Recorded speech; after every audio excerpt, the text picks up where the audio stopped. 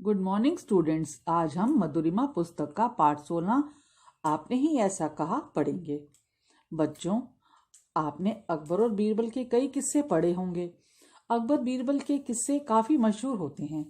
बच्चों, अकबर के नवरत्नों में से एक रत्न बीरबल भी है। बीरबल बहुत ही बुद्धिमान एवं चतुर व्यक्ति था, इसलिए अकबर उनका काफी आदर और सम्मान करते थे। अपनी वाक्पटुता के कारण वे काफी मशहूर थे। बच्चों, ये कहानी भी बीरबल की बुद्धिमानी का प्रतीक है।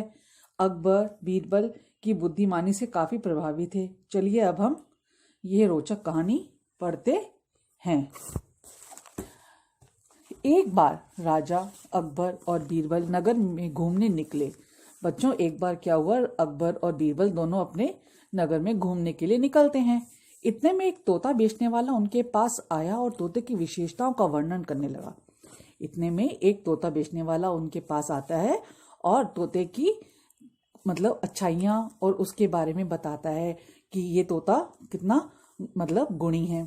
ये वह तोता मनुष्य की बोली की तुरंत नकल उतार सकता था। बच्चों, आपको पता है तोता सबकी नकल उतार लेता है, जैसा आप बोलते हो वैसा बोलता है। ऐसे ही ये वाला तोता भी मनुष्यों की नकल उतार सकता था। गीत गाकर सबका मनोरंजन कर सकता था और गाना गाकर सबका मन बहला सकता था। कई खेल दिखाकर भी प्रसन्न कर सकता था और आपको कई खेल दिखाकर प्रसन्न कर सकता आपको खुश कर सकता था। राजा अकबर ने भी तोता खरीद लिया। जब राजा को इतना पसंद आया वो तोता, इतनी खूबियां थी, तो राजा ने उस तोते को खरीद लिया। कुछ दिन तो राजा अकबर समय निकालकर उस तोते के खेल देखते रहे। कुछ दिनों तक बच्चों ये हुआ कि अकबर जो थे उस तोते का खेल देखते रहते थे, परंतु राजकार्य में रुकावट पड़ने के कारण उन्होंने बीरबल से पूछा, बीरबल, इस तोते को कहाँ रखा जाए जिससे इसका पालन पोषण अच्छी तरह से हो सके।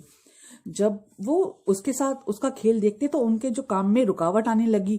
तब उन्हें बड़ी परेशानी हुई कि अब मेरा काम तो रुक रहा है। वो बहुत परेशान हो गए कि अब मैं क्या करूं। तो उन्होंने फिर बीरबल से सलाह मांगी, बीरबल बताओ मैं इस तोते को कहाँ रखूं जिससे इसका कोई अच्छी तरह से पालन पोषण कर सके, इसे अच्छे से पाल सके। बीरबल ने कहा, महाराज आप ये तोता मेरे मित्र रामपाल को पालने के लिए दे दें।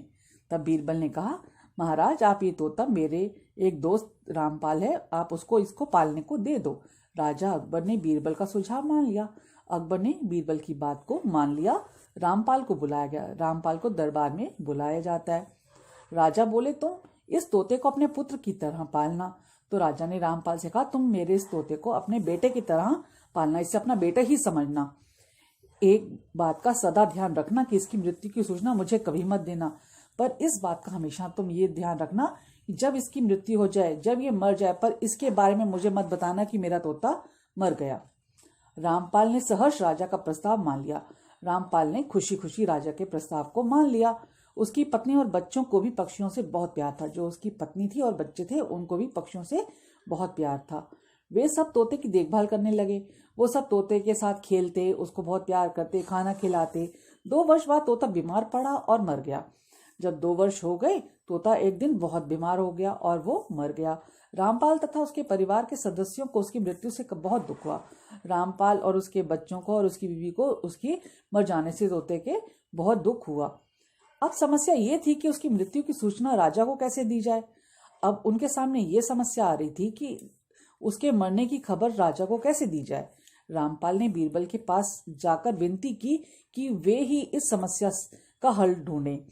फिर वो रामपाल जो हैं वो बीरबल के पास जाते हैं और उनसे प्रार्थना करते हैं कि हमें इस समस्या से निकालो और इसका हल ढूंढो। बीरबल ने यह समाचार राजा तक पहुंचाने की जिम्मेवारी ले ली। तो बीरबल उस तोते के मरने का समाचार कहता है, मैं बचाऊंगा और ये जिम्मेवारी मेरी है। वो अपने ऊपर इसकी जिम्मेवारी ले लेता है। अकबर ने पूछा, कहो बीरबल कहाँ से आए हो।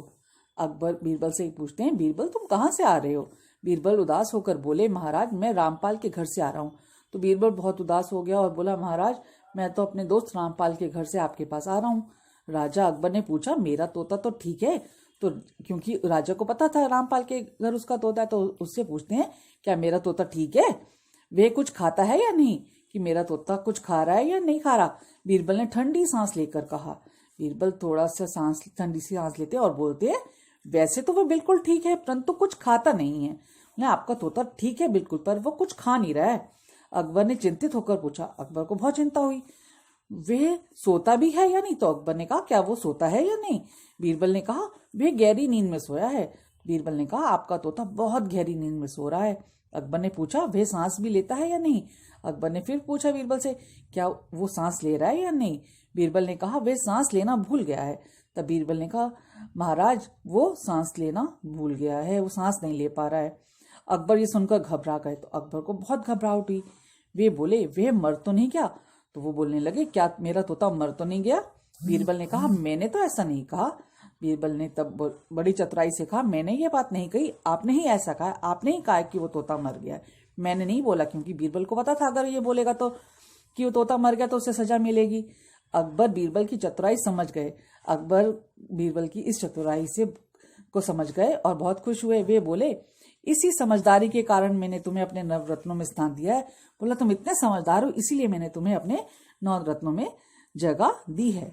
बच्चों इस पाठ से संदेश मिलता है चतुराई से किसी भी खराब स्थिति का मुकाबला किया जा सकता है। हमें कभी भी परेशान नहीं होना चाहिए, कभी भी घबराना नहीं चाहिए किसी भी खराब स्थिति में, और उसका हमें डटकर मुकाबला करना चाहिए।